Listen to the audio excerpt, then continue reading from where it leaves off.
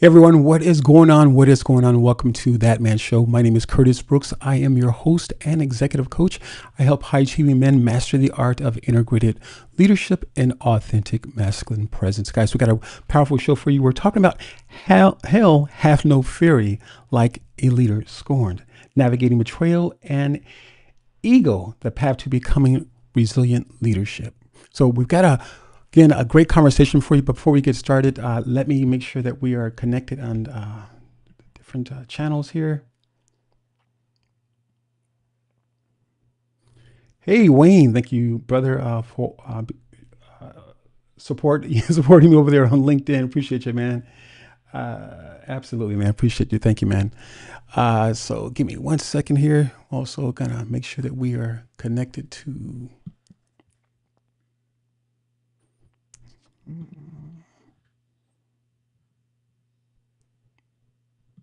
Connected to Substack over here.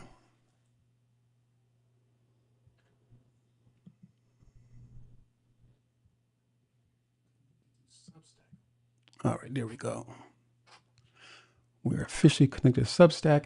All right, guys. So again, thanks for watching. Before we get started, we've got some information I want to share with you. You can contact us over on several platforms. Actually, reach out to us. We are on. Let's see here. We're on LinkedIn, of course. This is our main platform, which we'll stream from and share this broadcast out. Also over on Substack, you see there on the screen at Brooks Curtis, and of course, YouTube at Men's Life Coaching on YouTube. And lastly, for the men, we are trying to get you together. That's our goal here, to unite men. So we got a powerful challenge that's taking place called United Impact Challenge. Check out the information there on the screen at bit.ly/United Impact Challenge.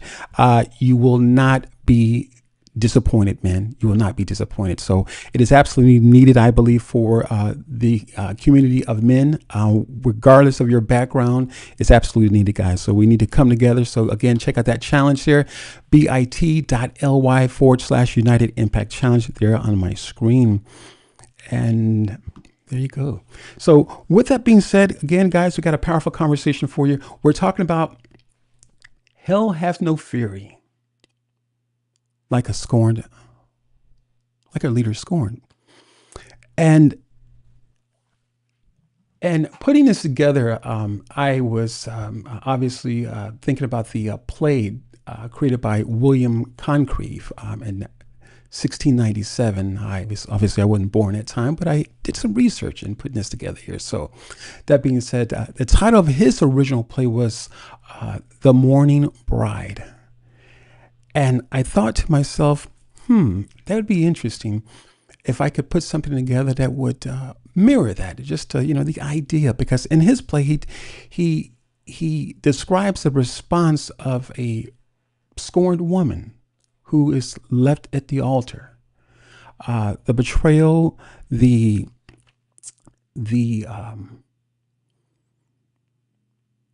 what is it? The betrayal, and just a host of things that we deal with as leaders. And so through the eyes of this leadership, or the lens of this leadership, I wanted to come up with a topic that was fitting. So here we are. Hell hath no fury like a leader scorned. And before we get started, I want to say this here. Leadership's not easy. It's not easy. And I think we have to first determine there is a leadership model that I believe that comes from the inside, that we're all, that's innate. It's innate. It's in part of us.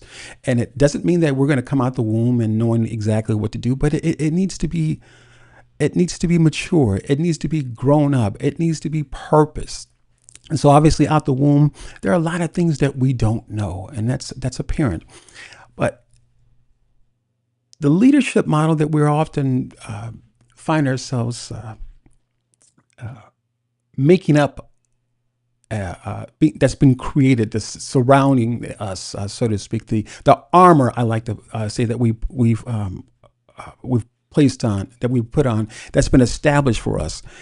This is the leadership styles or modules or methods or a concept of leadership that is often offended. This is the kind of leadership style or the method of leadership that is that feels betrayed oftentimes. And it's interesting because I looked at the word betray, and one of the things, one of the words, the definitions for the word betray, it says to seduce and desert. So that means that the word betray means that someone is going to, or someone or entity or an organization has drawn us in on the guise of one particular idea or concept or method or just ideology, and yet they pull the old switcheroo on us and it leaves us out there hanging. And yet another definition, and that's the word definition for the word betray. And obviously there's a lot more definitions, but I want to read you this last one for the word betrayal. And it says an act of instant or unconsciously revealing or displaying some quality or characteristic, typically one preferably conceals. And so we've got the betray from a perspective that one has been seduced, one has been drawn into something, an idea or a concept. And for the word betray, for the word betrayal, we've got someone who is perhaps has yet a not so different agenda, but an agenda where that he or she, that particular leader, is speaking in secret, perhaps, and yet he is betrayed, and once he's betrayed, it uncovers him.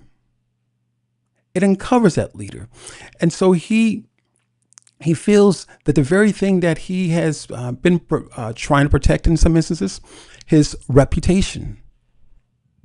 And so this is where I'm going with this. Leadership is not easy. It's not easy. Hey, Natalie, thank you for joining over there on LinkedIn. I believe it's one of the harder assignments because many of us aren't taught to lead. We are oftentimes told what a leader is and what a leader does. Like us as men, sometimes we are told that we are providers. We're told that we are protectors. And yet the idea of that is still somewhat vague. For some men, it's still vague. And some women, it's still vague. So the idea that a leader is betrayed, it's crushing. And it doesn't mean that he or she, the leader, is doing anything wrong, but the idea that he is betrayed. And I like to often think that even with leadership, hey, Coach Carey, thank you for joining. As mentioned, Natalie, thank you for joining as well. I like to believe that the leader has, in a sense, been carrying those things. If he's offended, if he was offended in leadership, he was most often offended coming from his home, that just the fundamentals of life, and just growing up in a household where, again, a lot of times we can't seem to put things together. I think that oftentimes that this is where it all begins, where we are offended as young people, the dynamics of our own households. So now this leader, this young man, is an adult and he's offended. He's challenged. He is the scorned leader. And he begins to lead out of that space. He begins to be challenged from what he feels on every hand. His authority has been challenged. His His direction has been challenged. Thanks for joining us over on Substack, Carrie. Appreciate you. His overall voice has been challenged, and oftentimes, even as parents, well before we are trying to even make a move and trying to lead a organization, even as parents, in the confines of our own home, as leaders, we can be crushed by the disrespect. We can be crushed by the betrayal. The betrayal doesn't necessarily only come from our spouse, or cannot only come from our spouse, but the betrayal comes from our kids. It comes from those who we are leading. Now let's amplify this in the workplace. Because for me, in a mindset where you're taking care of your home, I think the betrayal from home is worse. If there's such a thing, what are your thoughts on that? Which is worse, the betrayal from home or the betrayal from your workplace? Could they be equal in just maybe how we feel about it, how we're dealing about it? Could they be equal? What are your thoughts on that? But for me, it's the betrayal of the home. And well, you know what? I take that back. I'm not really sure on that one, because I did have an incident where it was betrayal in the workplace. And it was crushing. And so what happens is that we as leaders lead from that space. We end up leading from that scorned, torn space. And as a consequence, we are now withdrawn to a degree.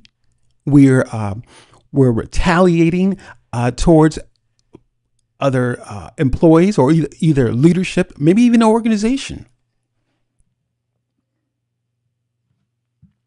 We're not trustworthy anymore, because let's face it, when a leader has been betrayed, it absolutely can destroy your trust.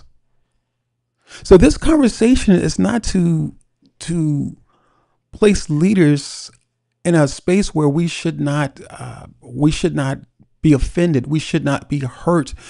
We should not feel betrayed, because the reality of it is that we're human, and we do feel betrayed at times. We do feel hurt at times,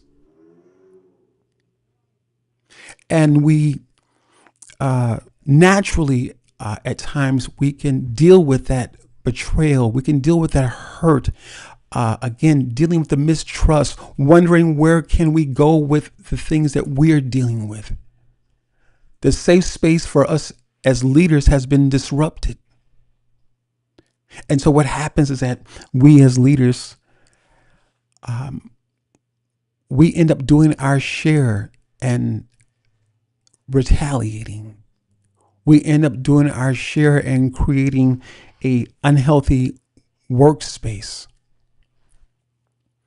And I often call this the unintegrated leader, the scorned leader. And it is obvious that his ego is wounded. And when we look at, or at least when I look at the word ego, it's not necessarily a bad thing. Ego at times does get in the way. And ego obviously can be offended. But sometimes people just don't know. Sometimes people have grown up in a particular way of doing things in their own household.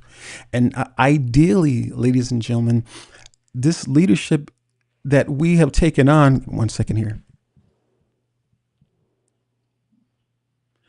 This leadership that we have taken on,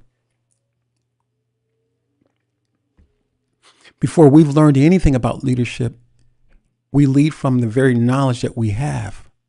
So I believe leadership is a skill. I believe leadership is a major responsibility when it's done right. I believe that leaders have a moral obligation and a spiritual obligation, whether you believe in that or not, that's neither here or there. But there is a moral obligation to society. And I think all too often, we as leaders, we have taken on the task or the assignment, and the assignment has been given to us in life via an organization, even in our own households.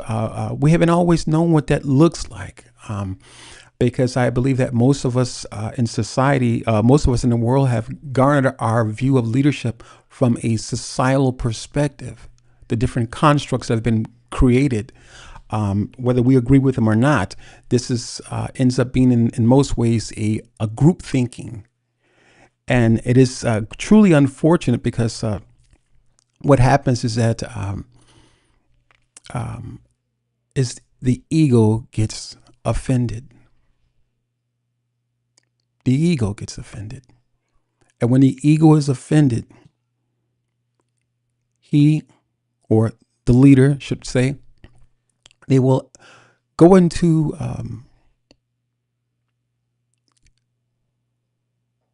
a cover-up mode, go into a mode that's feels like they've been betrayed, feels like their deepest secret has been revealed to others, and now their best job or their best effort is now to cover themselves up.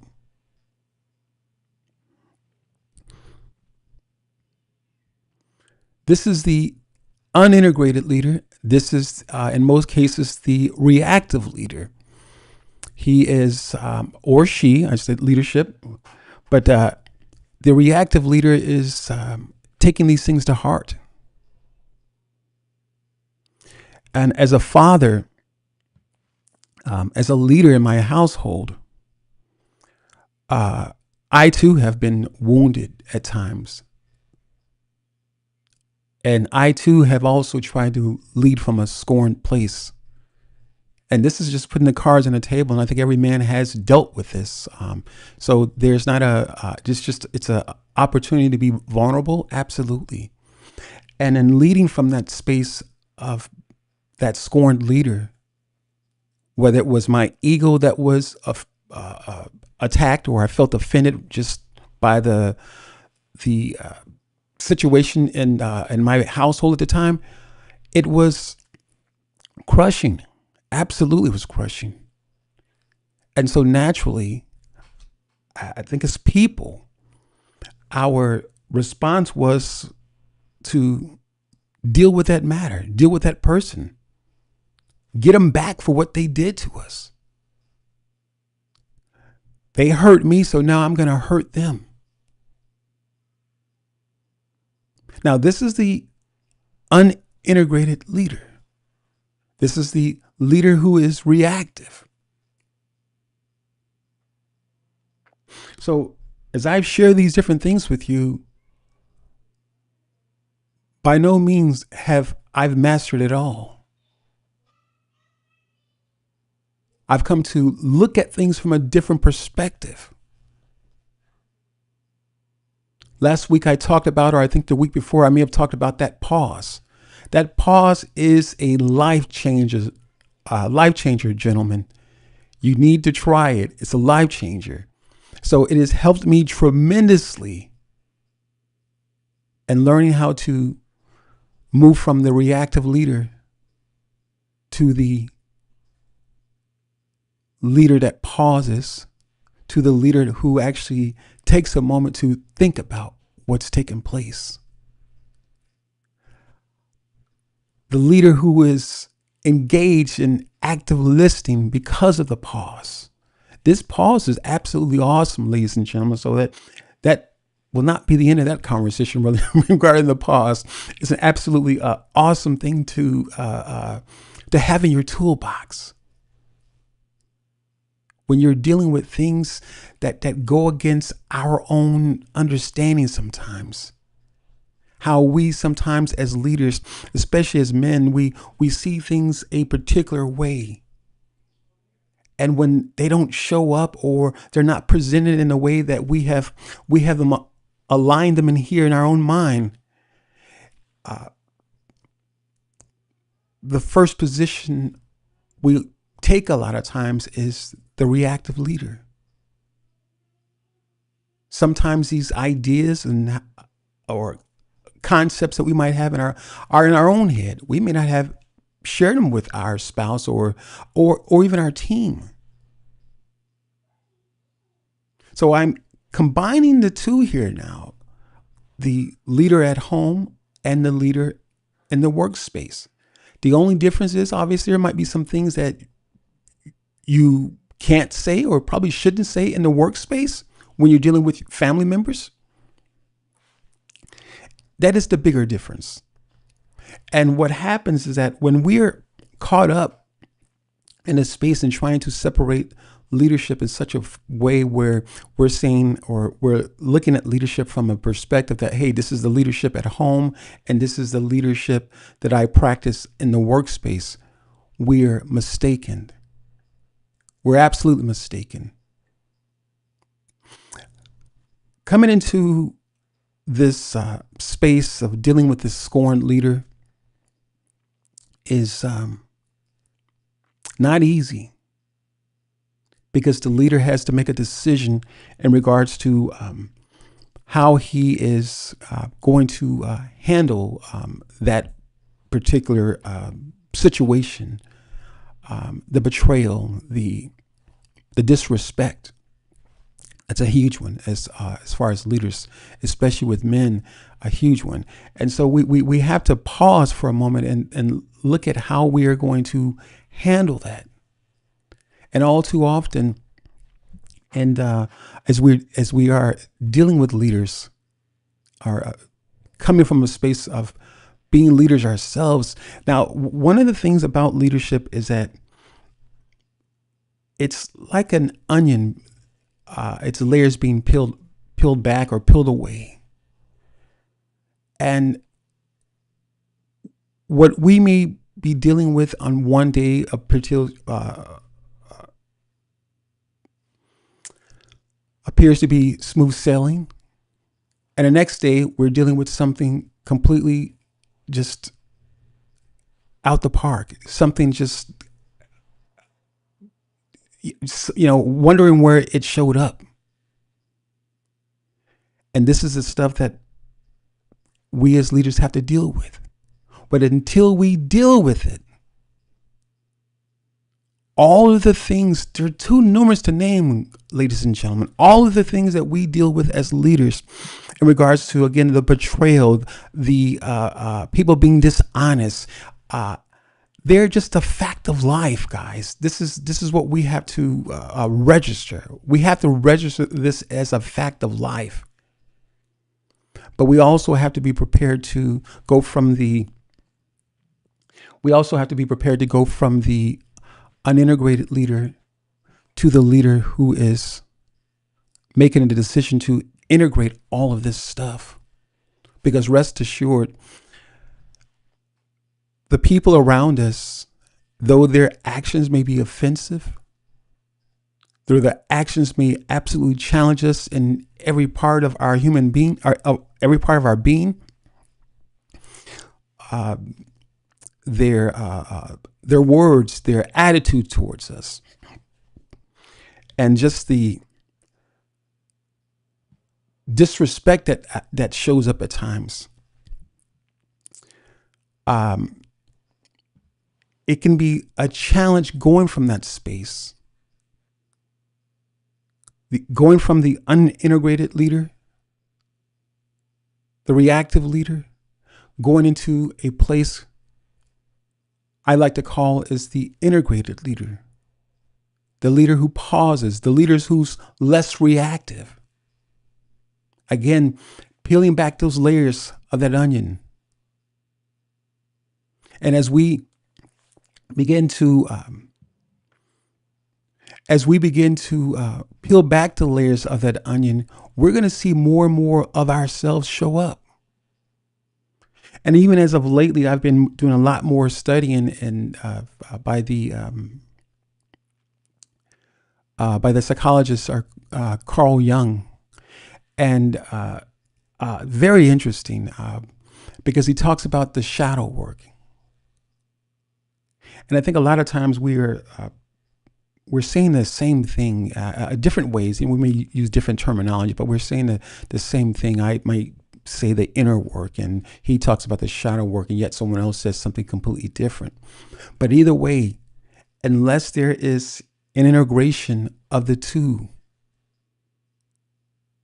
they remain as strangers. The unintegrated person part of us remains as the mystical person, the person that we don't know, the person in some instances we don't care to know.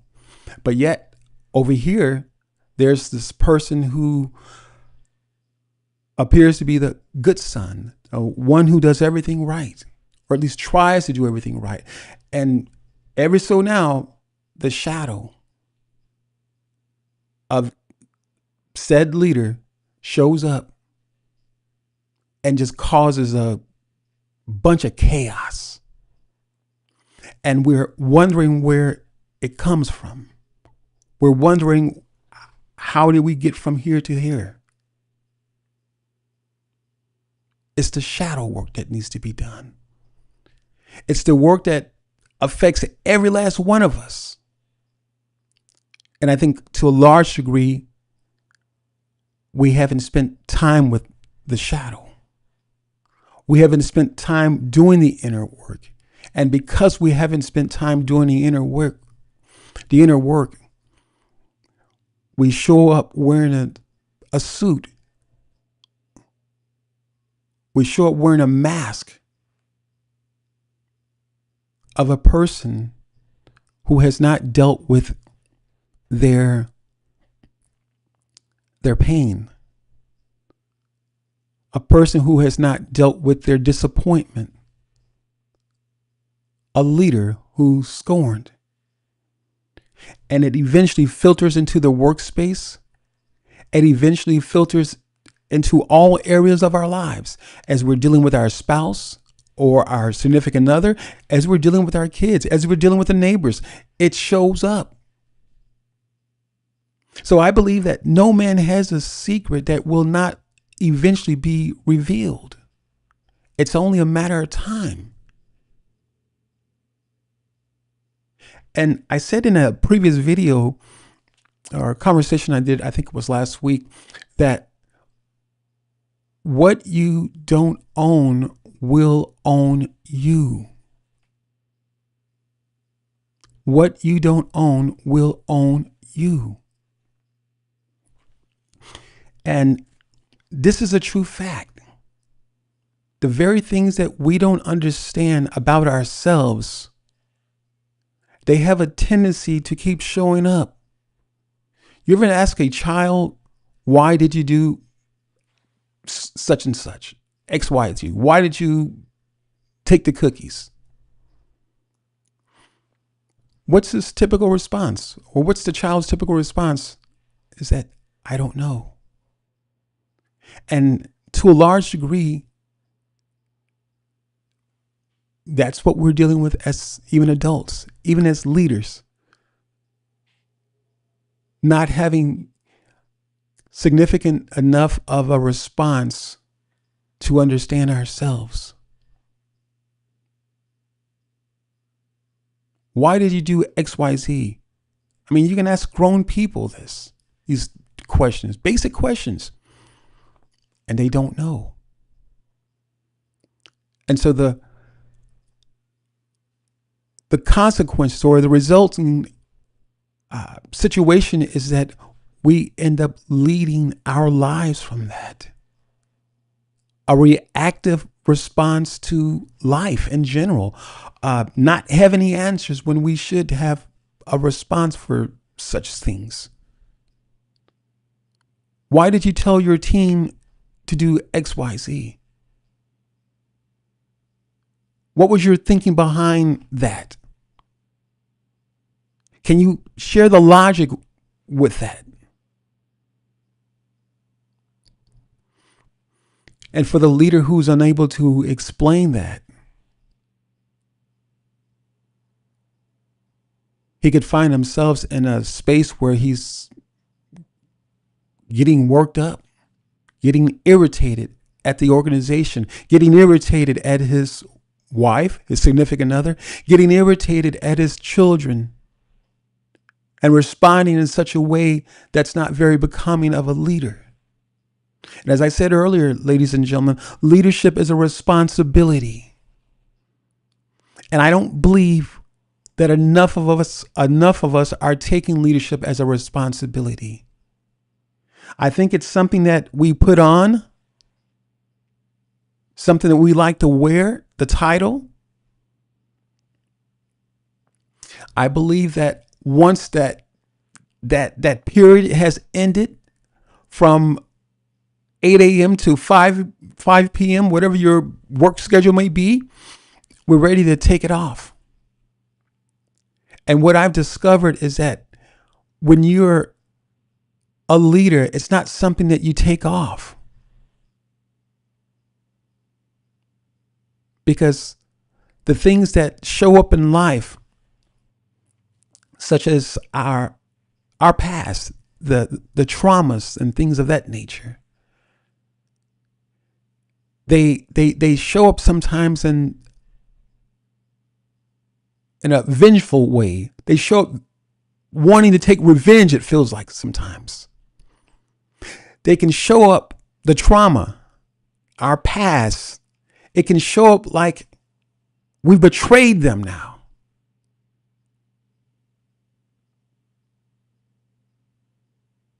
And so as a leader, we have to be ready at all times to deal with that trauma as it might show up. The trauma, the pain, the issues that the scorned leader may be dealing with, they don't just go away. They have to be worked on. They have to be dug up. We have to be prepared to look deeper. We have to be prepared to find the right words for our behavior and our actions. Because when we can find the right wording, find how we feel or have felt during a period of a time, we can connect with the part of us as leaders that's been scorned. But all too often, I believe we place leadership on like a suit. And once we're done with the day's activities, we are taking the suit off, leaving it at the workplace, and not knowing how to show up at home. So the stuff that we dealt with as a leader in the workplace, it has free reign when we get home. And here's what I mean by that. We as leaders oftentimes can feel like we're taking all these different darts that are thrown at us as leaders. And if you are a leader, that's just part of life. That's just what it is. Whether you're a husband, whether you are a father, whether you're a leader in the workplace, that's just what you have to deal with. So when we've dealt with those things and repelled certain things, different arrows that were shot at us that we may have dealt with at work, and can feel like as we're in a workplace that we're unscathed or it didn't bother us. So now when we get home, this is what usually happens.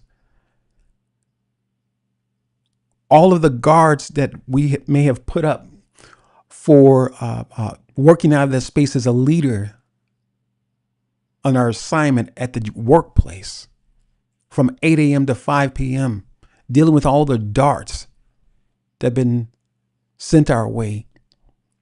So what happens when we get into our respective homes, the guard drops. We drop our guard.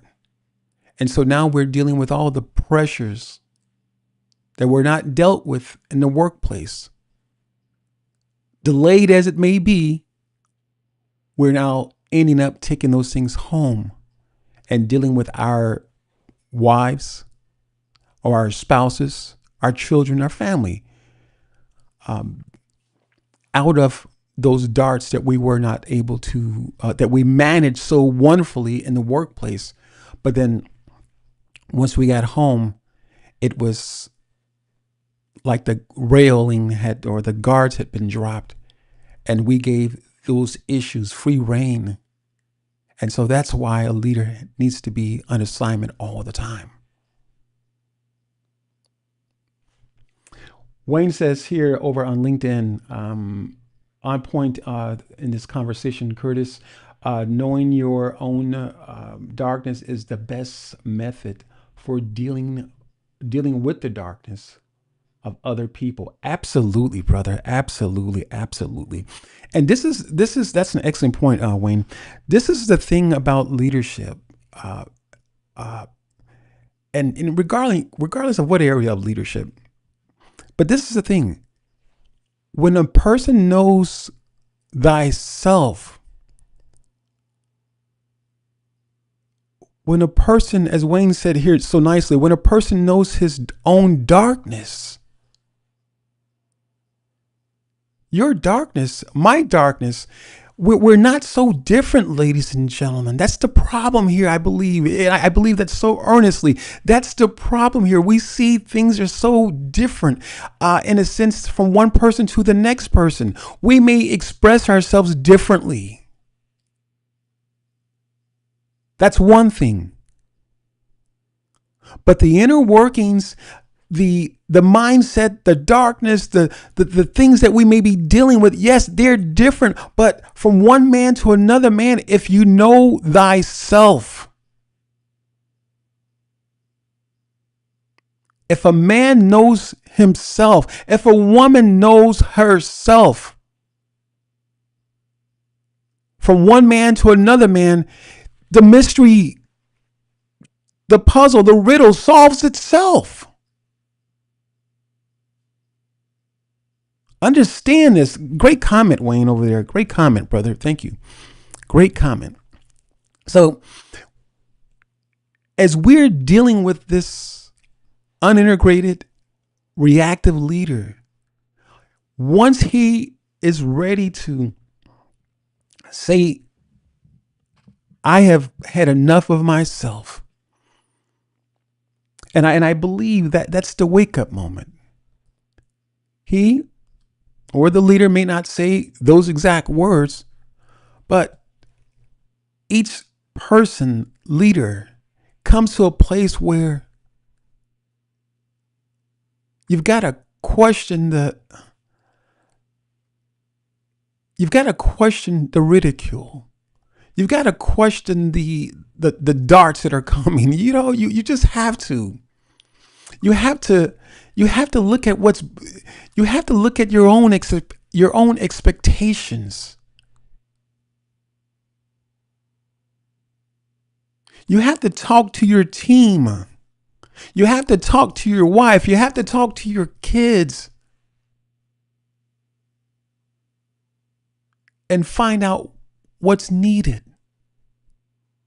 Because ultimately, the leader has to become it.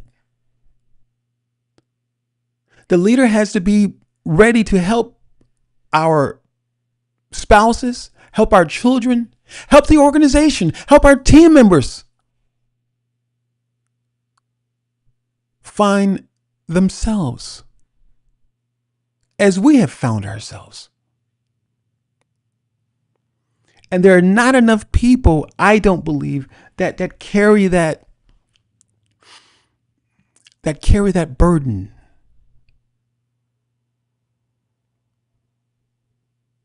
There are not enough people who carry that burden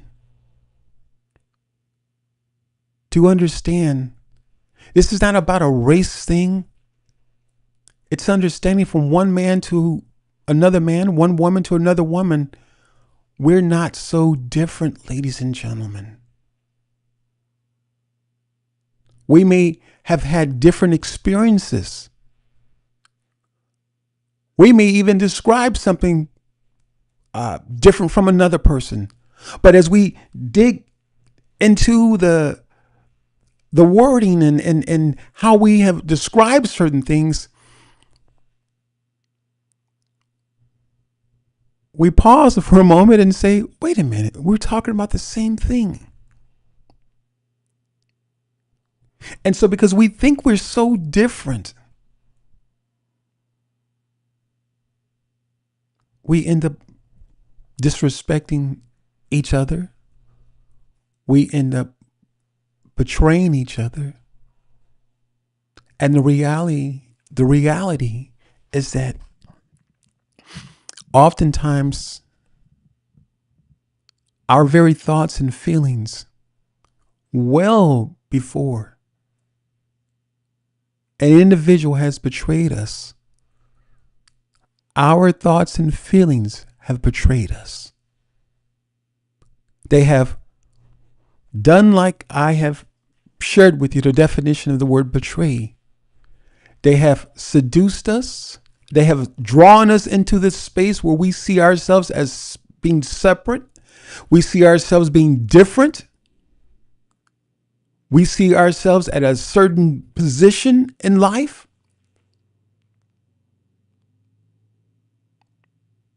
We see ourselves doing better. Overall, just looking or thinking that we are just a better person, a better human being.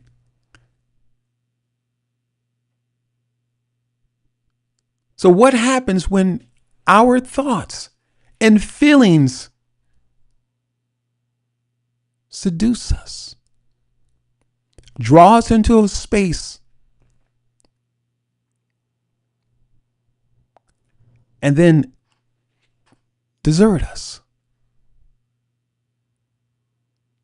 What happens?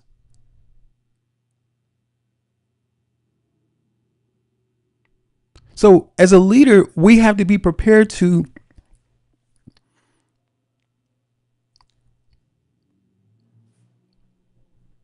look at life from a lens where we're not full of ourselves. We have to be prepared to look at life from a lens and say, maybe it's me. Maybe it's me. Maybe it's not my spouse. Maybe it's not the kids. Maybe it's not the team members. Maybe it's me. Maybe it's you.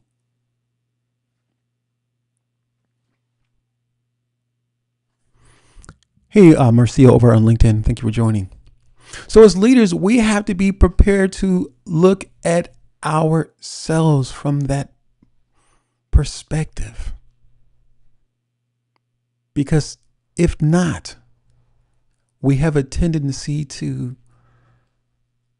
say it's everyone else's fault but ours. Meanwhile, everything that we touch turns to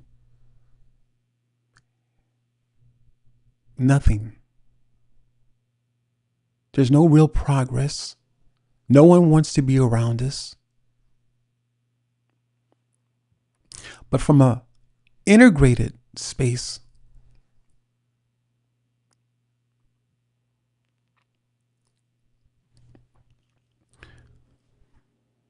the leader deals with a framework that I've put together here. This is from an integrated space. The leader deals with a framework. We're talking about the path, a path to integration. From an integrated space, the leader deals with a framework that I like to call a 5-step framework that I actually work with work with my clients on as an executive coach. The first one is authentic self-awareness. This leader has, again, the leader who is deciding to take the path from unintegrated leader, the scorned leader, the reactive leader. he comes to a place where he's tired of himself, and let's just face it. Have you ever gotten on your own nerve? It happens to me sometimes. It's like, Curtis, sit down. You need to sit down, man. It happens. But nevertheless, the leader who is going from the unintegrated leader, he has made a decision, because the bulk of what we will do in life, we need to do in life, is to make a decision, right? So he is tired of himself. He is looking at the patterns. Patterns are huge, guys. So oftentimes we hear what people say, but look at the patterns. Look at the patterns. There's even a scripture in the Bible that says, you will know them by the fruit. You'll know the tree by the fruit that it bears. Look at the patterns. Okay. So that first pillar is going to be authentic self-awareness. And in this space, the integrated leader separates their identity from their role.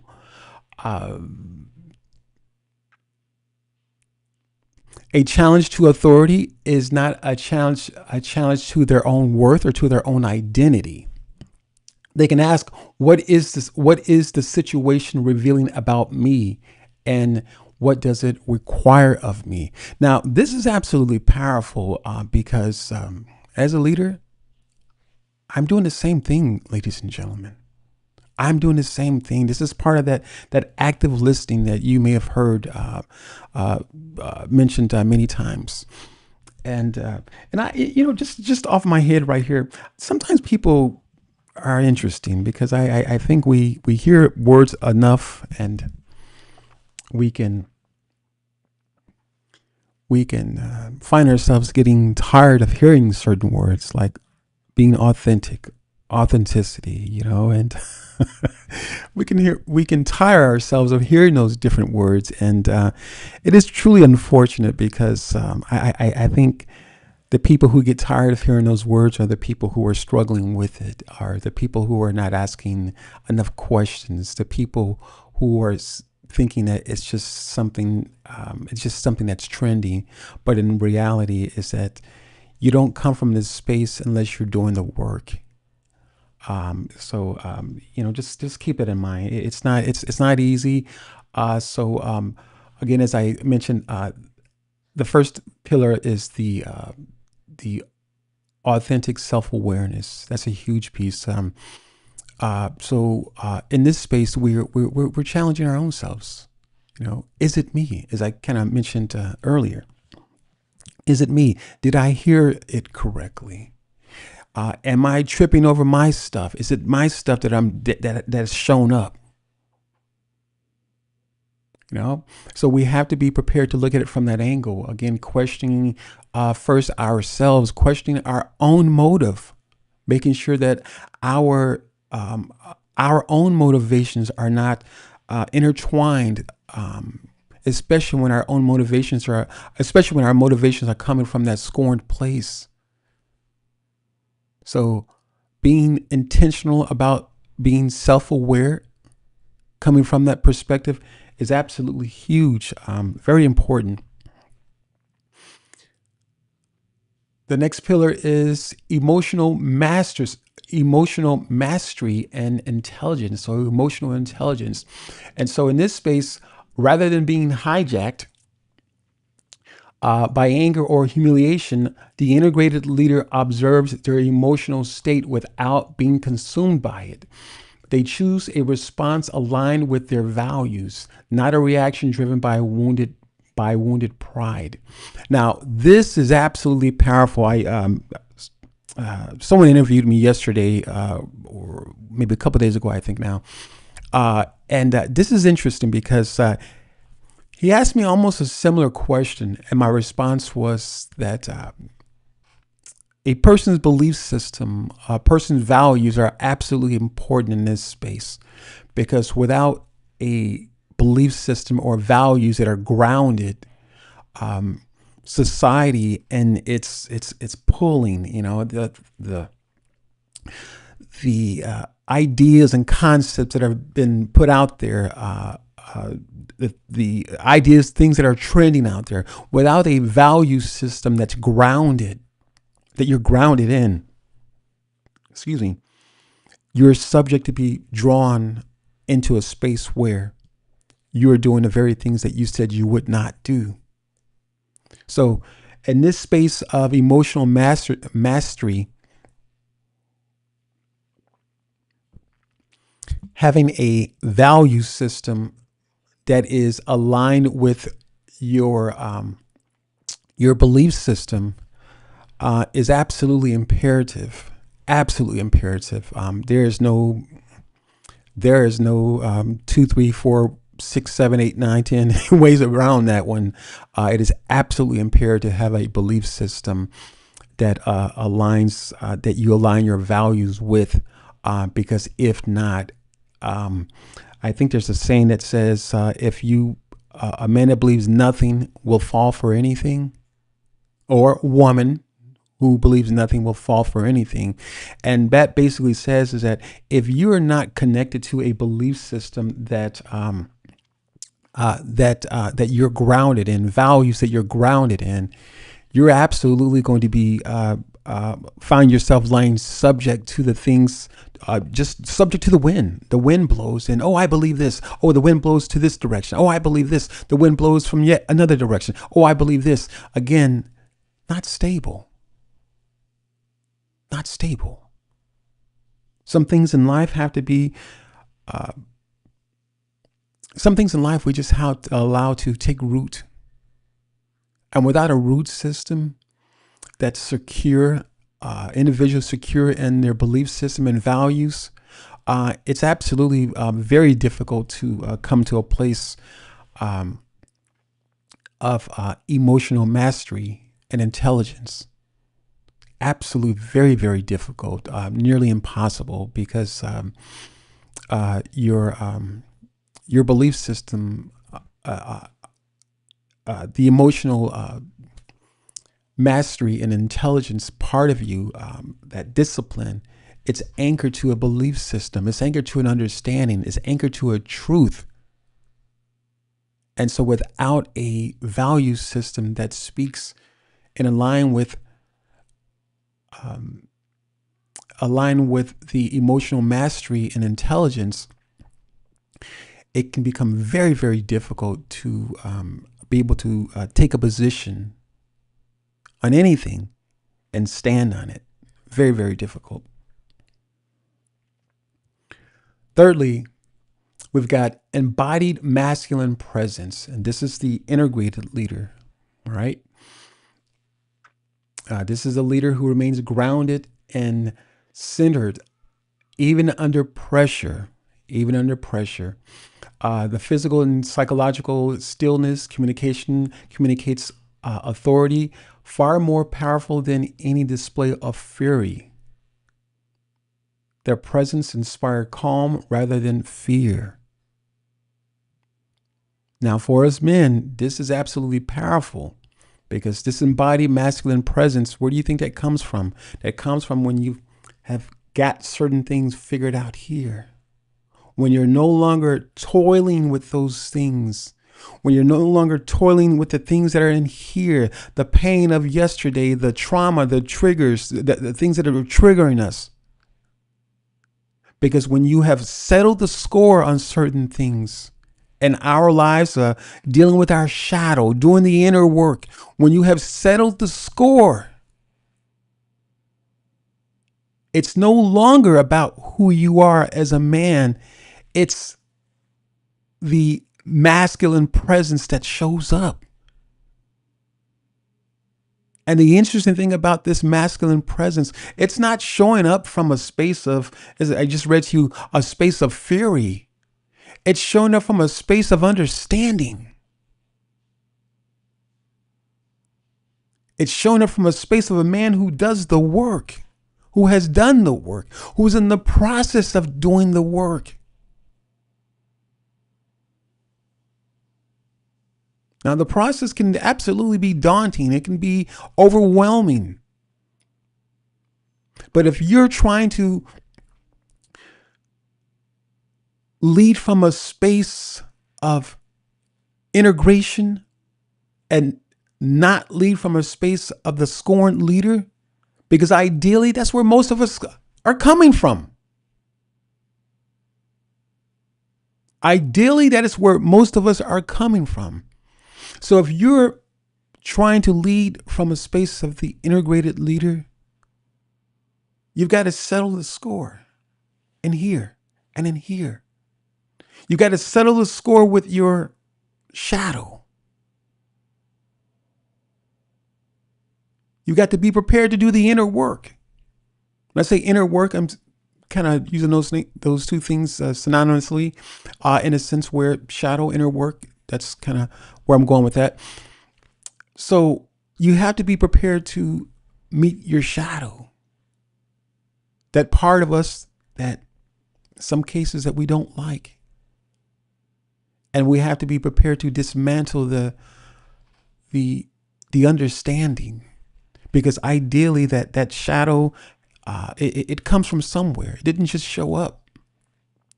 Sometimes our parents spoke to us from the way, from a position or a place from which they didn't understand. And in doing so, what happens is that we obviously take on that misunderstanding. So the way our parents give it is the way we receive it. It's misconstrued. We can find ourselves battling with those things throughout a good part of our lives.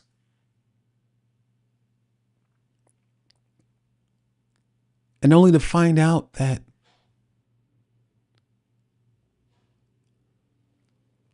it's now the work that we have to do. Have you ever, this is really quick here, I'll get back to this conversation here. Have you guys ever heard the story about the lady in the, I think the ham bone, or with the pot with the ham bone, and I don't think there's different variations of this story, but nevertheless, I think it goes something like the father, husband and wife. The husband said, "Honey, why do you cut the half of the ham and throw it in the garbage?" And so she says, "I don't know. This is the way Mom did it." And so she decided to take it upon herself. And I know the story probably has been told in different ways, but she decided to take it upon herself and find out why. So she calls her mother and say, "Mom, why did you cut half of the ham and toss it in the garbage?" And she calls her mom, and at some point, I guess, and only to find out the logical answer was that the pot was too, they didn't have a larger pot. Not only obviously the pot was too small, but they didn't have a larger pot. That was the logical answer. And so often, many times, this is the very thing that we do. The answer is logical. With some digging, with some questions, just being curious.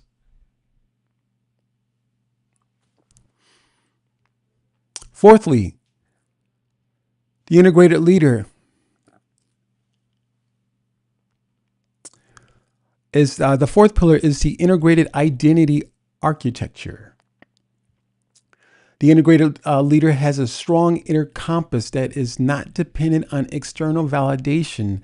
They are not destabilized by criticism or betrayal because of their sense of self, because their sense of self is not contingent on the approval of others. Now, this is a huge one. Whether you are a man or a woman, this is a huge one. Again, I talked about the values, the belief system. These are absolutely imperative. And guess what? When your belief system is anchored, you're anchored in your values and understandings of what you're called to do, your purpose, having greater clarity, you are now dealing with the identity, the integrated identity architecture. Now, because the way society has created things and put things together, different social constructs, we can find ourselves looking at things from a group perspective, a group agenda. Yeah, that's right. Yeah, that's right. Let's do it. Let's do it. But what happens for the person who says, wait a minute, did you think about this question? Did you think about looking at it from this angle or this perspective? That particular person is ideally going to be ostracized, can feel ostracized because he or she is thinking different, has yet a different angle. And as a leader, coming into a space of integration with yourself, your shadow, doing the inner work, you have to be prepared to not be shaken by the views of others, the criticisms. I had gone through some things to what I'm sharing with you now, sometime last year. And as I said earlier, leadership is not easy. And in my mind, as I was prior to this situation that had taken place, in my mind, I had seen life as just being great. I was doing my, I think it was time of LinkedIn audio before it had ended. So there's a time where I was doing the LinkedIn audio sometime last year, obviously, and someone came on this during the audio stream and shared some thoughts, and I wasn't prepared for it. It shook me. It shook me, and I'll be very honest with you. I'm not going to give any names, but it shook me, and I just wasn't prepared for it. I didn't know what to say because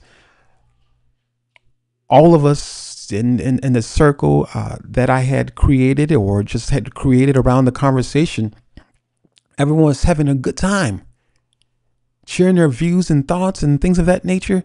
And this person, it felt like it was a wrench thrown into the mix there. And it shook me. I'm being very honest with you. And so it shook me so where I this is like towards the end of 2025, where I stopped doing the streams, the audio, and this is well before they had ended. There was a gap there, but I had stopped doing the live streams, the audio live streams or any other live stream. I just stopped doing it because it shook me. The critique, the criticism, it shook me, and I had to figure out how I was going to get myself back together. And I had to, a lot of questions I had. I had to look at my own value system, what I valued. And that's what ultimately allowed me to get back on the horse and get up and do what I love to do. Is I had to look at my own value system, because sometimes in the midst of doing life, things sometimes it can come so easy. Us operating in our purpose, us operating in the things that we love to do. But then there's that one time when that person shows up and it feels like they've thrown a wrench into it. And all of a sudden you're just feeling just like you don't know what to say. And that was me. So I had to look at my value system. I had to be okay with taking that hit, because that's part of leadership. My wife would even say to me during that time, babe, when are you going to get back on? Because she knows it was something I love to do.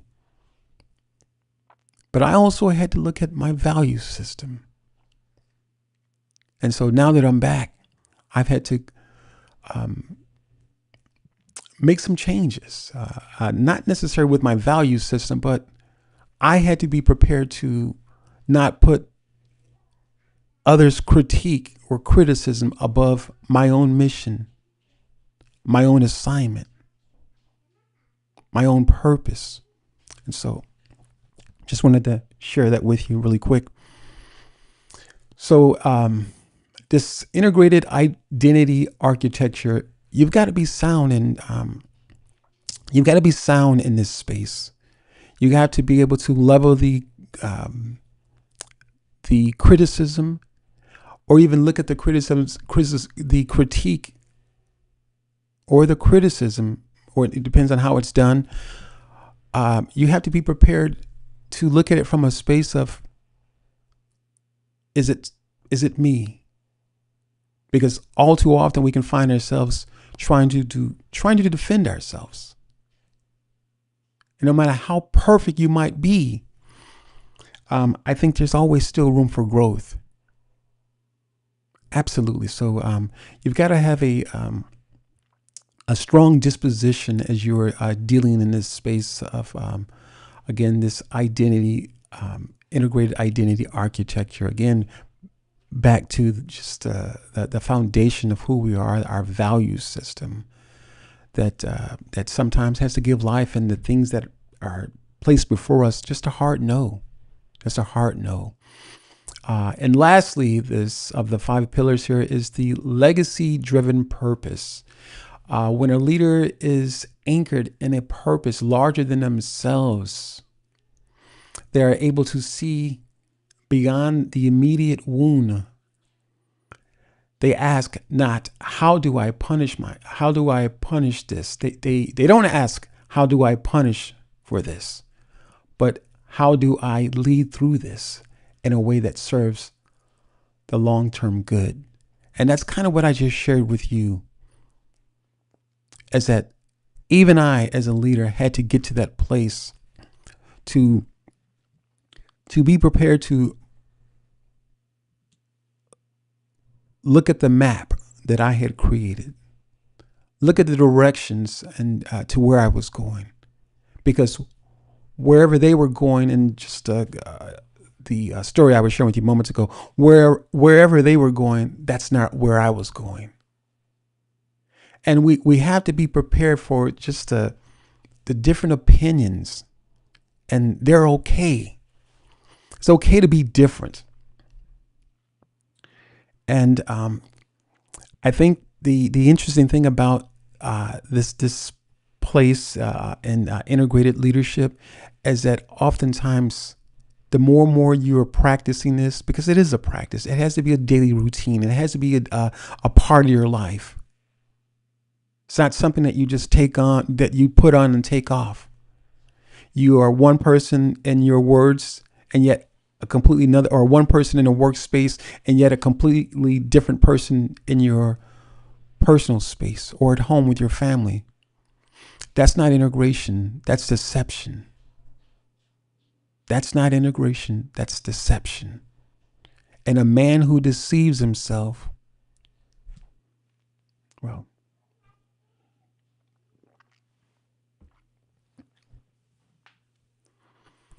a man who deceives himself is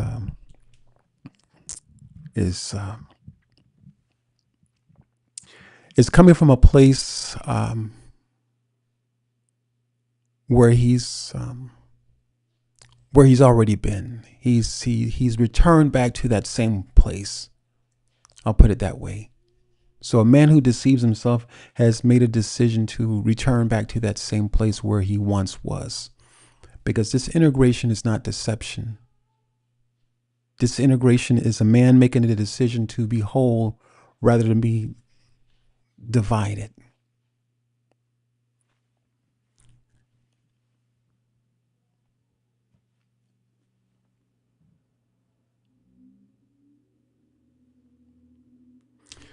All right, guys, we've been on about an hour, so if you had any questions, please ask away. Stephen Jackson over on Substack, thank you for joining. And thank you for joining Coach Carrie over on Substack as well. Thank you, Wayne. Thank you, Sharito. Thank you, Marcia. Appreciate you all. Let's see. Thank you for tagging others in this. Sharito, I appreciate you. Thank you, Natalie, for being here. Thank you. I think I got everybody there. So yeah, if you guys got any questions, ask away. And if not, we're going to end this conversation. I'm trying to do better on time, guys. Trying to do better on time. Wayne says you exhibited self-awareness, acceptance, and resilience. Absolutely. As an integrated leader, you demonstrated humility in receiving, a key to giving. Absolutely. I appreciate you, brother. Absolutely. Absolutely. Like I said, leadership is not easy, guys. It's not easy. And it is not easy. It is something that we must face because, as I said earlier, if you and I are not willing to lead, and when I speak of leadership, emphatically, I am not only speaking from a space of leading an organization, because if you and I are not able to lead ourselves through the stuff that we have dealt with in life, good, bad, or indifferent, again, if we are not ready to lead ourselves through the stuff that we've dealt with, how on God's green earth can you begin to lead your family, lead an organization? Come on now, let's use some logical thinking. Ideally, you're going to lead them through the same garbage that you're going through. Come on now. It doesn't take a rocket science to figure that out. This is just the nature of who we are until our mind has been renewed, ladies and gentlemen. Until our minds have been renewed, we're only capable of producing the same thing over and over and over, to the point where it gets exhausting, to the point where, again, as I mentioned earlier, like betrayed, have your feelings and have your thoughts ever betrayed you?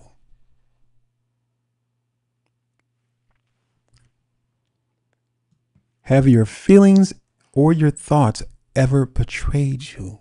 Well before an individual can betray us, because as people, we often like to place the blame on other people. But how about your thoughts and your feelings betraying you, seducing you, drawing you in, and just dropping you off in a no man's land? And now you're in a place where you've got to survive. You've got to pick up exactly where you're at and survive. What's a man to do when he's in a place where he has to been, or at least feeling like he's been dropped off in a place called no man's land? He now, or she, is in a place where they have to survive. What's a person to do when we are coming from a survival mode? I'll answer it for you. We're subject to do almost anything to survive. And I think once we as people understand that, it's in me too, doing almost anything to survive. It's in every last one of us. And when we can come to terms with that, we're prepared to integrate the two, the shadow and the man that we, or woman that we are desiring to become. But until then, we'll see ourselves as them. There's us and then there's them. That's not true. There's just us, because we all have the propensity to be a certain way when we are seduced by our feelings, seduced by our own desires, dropped off in a place called no man's land. And now we've got to fight our way out of this space. It's called survival.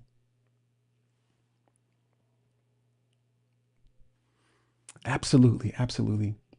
Over here on LinkedIn, here, Sharito says, "Thank you for commenting." Sharito says, "Leaders on Earth should not be so furious because there is only one leader in all of mankind, God." Absolutely, Sharito, I agree with you. I do. I agree with you.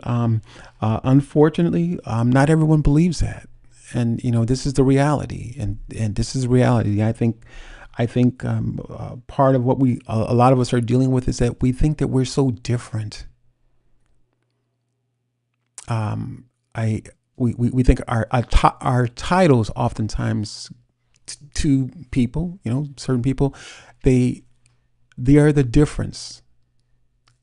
Our homes, the clothes that we wear, the cars that we drive, uh, they're the difference to some people, and it really is a as I stated earlier, it really is a unintegrated way of thinking. It really is, and it is unfortunate because again, as I said earlier, when a person knows thyself, um, the other man, the other man, and even yet the other woman, and the other woman, the other people, they're also known. They're also known. I was talking with my good brother Wayne here over on LinkedIn earlier, and we talked about a lot of different things. Great brother, great conversation we had. But I was talking about how oftentimes that just society and the things that are put out there.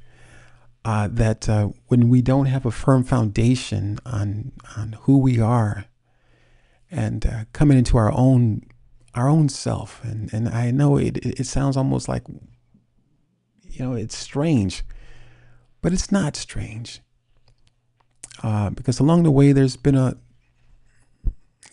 cover up, ladies and gentlemen. I'm going to say that, and I'll put that out there. There's been a cover up, and as long as there's been a cover up, and certain sensibilities have been attacked, uh, meaning that kind of like I'll put it this way, kind of like a courtroom. There's the plaintiff and there's the defendant, and the plaintiff is pleading their case, or the attorney is pleading the case for the plaintiff, and the defendant also will eventually plead his case. And as often as the defendant will introduce doubt or introduce certain possibilities that it could, well, that's true what he is saying, but it also could be looked at this way. Okay, well, that's true, but it also could be looked at that way. And here's my point, and I want to wrap this up here. Here's my point. As long as we have allowed society in the courtroom, so to speak, of society, it's the same tricks, the same stuff every single time. And as long as we can allow people to play to our sensibility, what happens? Here's what happens. Our trust is eroded. Our trust in our own self is eroded. They begin to chip away at our trust to the point where we don't know what to believe.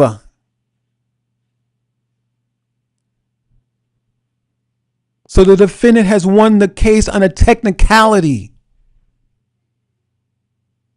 because we, in most cases, are not grounded in a belief system, a set of values that will challenge the the variables that oftentimes that have been presented to us. So I think we got to get that part right. This is a game that they're playing, and it's just what it is, ladies and gentlemen. It's just what it is, and you've got to take some peace and solace in understanding who you are as a human being, and again, when these people, organizations, whoever, like the courtroom, like life in a sense is a courtroom. When you've allowed people to play with your sensibility, your from that sensory realm, you come to a place where you don't trust yourself. And you come to a place where you in fact you become owned by them, because if they can disrupt your thinking, they can own you. And this has nothing to do with race, ladies and gentlemen. Please understand this. It has nothing to do with race. It is our decision that we will need to make is to come out of the woods, come out of the obscurity, and to begin to ask ourselves some of the tough questions in life. To begin to ask ourselves, is it me? Is it me? Because when we have not figured that out, we're walking and talking as a leader that is scorned. So that being said, guys, we got some work to do, and I want to say thank you to everyone. And as I stated earlier in the conversation, I am a men's life coach and executive coach. So if you have enjoyed this conversation and you would like to inquire more about what I have to share here, and you want to get on track as it relates to that integrated leader, check out my information on screen here. At bit.ly/integrated leadership. That is going to take you to my website, and you can connect with me for a complimentary 30-minute strategy session, guys. We'd love to hear from you. So see if we are a good fit for one another. That would be absolutely awesome. So again, check me out there. Link is on the screen, bit.ly/integrated leadership.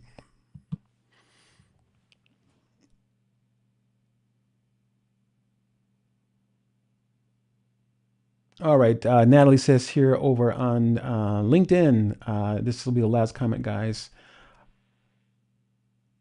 Wayne says, hey, uh, Wayne says, oh no, you're going there. Gloves off, speaking truth to power. Absolutely, brother. That's the way to fight, brother. That's the way to challenge things, man, is to gloves off, man. Absolutely, man. Appreciate you. Natalie says over here on LinkedIn, Curtis, ERA cycle, experience, response, action is great. Impromptu, reflective practice to use in the scenarios that you are painting. Absolutely, Natalie. Absolutely. Yeah, I love how you put that together. ERA cycle, and I had never heard it put that way. But yeah, that's absolutely awesome. I like that. ERA cycle. Yeah, that's cool. That's experience, response, action. Yes, absolutely. So yeah, that reminds me of that pause, that pause, that pause, that pause, that pause. So that being said, guys, it's been absolutely wonderful. Thank you all for being here once more. Thank you, Coach Carey, for hanging out with me over on Substack, and I think you were over on LinkedIn. Thank you, Stephen Jackson over on Substack for being part of the conversation. Thank you, Natalie. Thank you, my brother Wayne, for the comments and just the overall engagement, all of you here over on LinkedIn and Substack. Thank you, Sharito, for always supporting me. Absolutely. Thank you, Sharito. And my brother Wayne, thank you, Marcia, for always supporting me, hanging out with us. I'm not sure if you're still here or not. And I think that may be it. And I think, I think that might be it. And then for anyone who will watch a replay, thank you for watching the replay, guys. And hope this conversation has been an impactful conversation for you. And it's made a lot of sense and that you can follow along in this conversation. So that being said, guys, we'll say ciao for now and we'll talk with you later. Bye-bye.